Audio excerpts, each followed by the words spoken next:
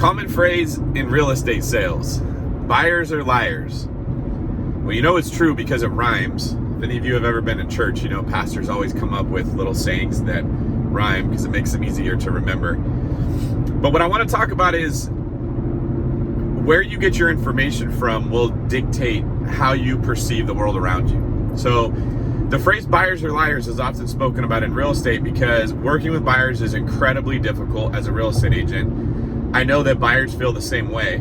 They're always saying how it's really hard to work with an agent. And that's true in a lot of cases.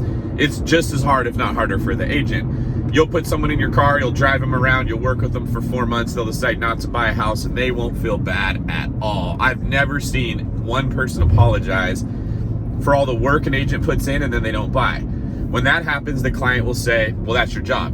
That's your job. You're supposed to take me to do all this. But if they have to pay $5,000 more than what they wanted to, they're going to say, I don't think I had to do it. My agent just told me I should. And so there's this concept of buyers are liars that goes around in real estate circles. And it's not true. Buyers are not liars. This happens where there's a miscommunication and hurt feelings and frustration because agents don't set a tone in the very beginning of the relationship where they explain to the client what their expectations are and what they're getting into, and the client agrees. So what happens is the client ends up with all of these preconceived notions about what they're going to go do. They have these expectations of how they expect it to work out. And if those expectations are in line with reality, they will get a good result. They'll have a good relationship with the real estate agent. If they're not, it'll be bad. The clients will talk bad about the agent will talk bad about the client. Buyers are liars. That's where you get. So what I always tell agents is you have to set the tone and set the expectation. If this is a red hot market, you got to tell them up front, you're not competing with the listing agent. You're not competing with the seller. You're competing with the 12 other buyers that want that house more than you. So don't step into this arena unless you're ready to go. Well, not everybody gets training like that. And here's the point of this video.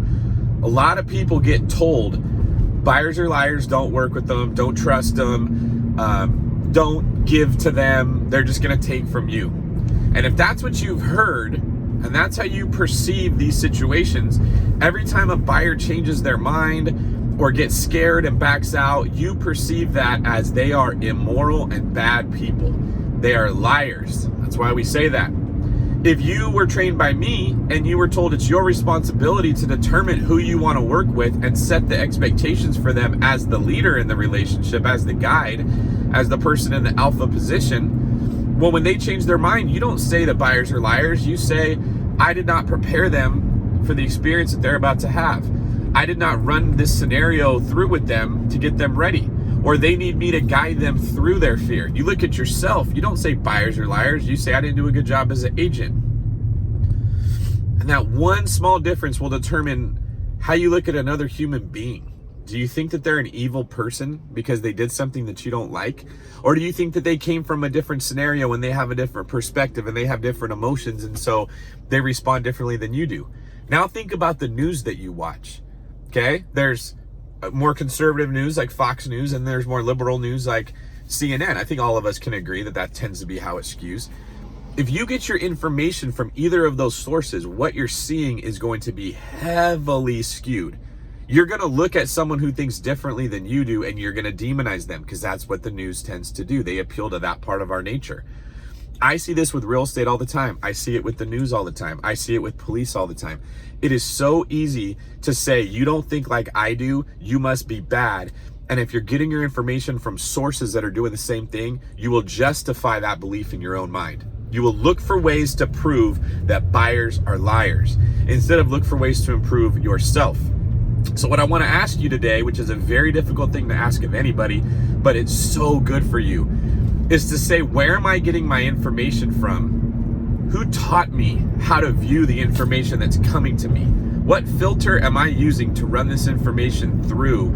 And could I be wrong? Could it be that buyers are not liars? That I didn't look and see the whole story? When I read a news article that tells me something that looks terrible, am I actually researching this to see if they're being honest or if they're leaving out a lot of facts? Or am I just hearing what I wanted to hear and running with it?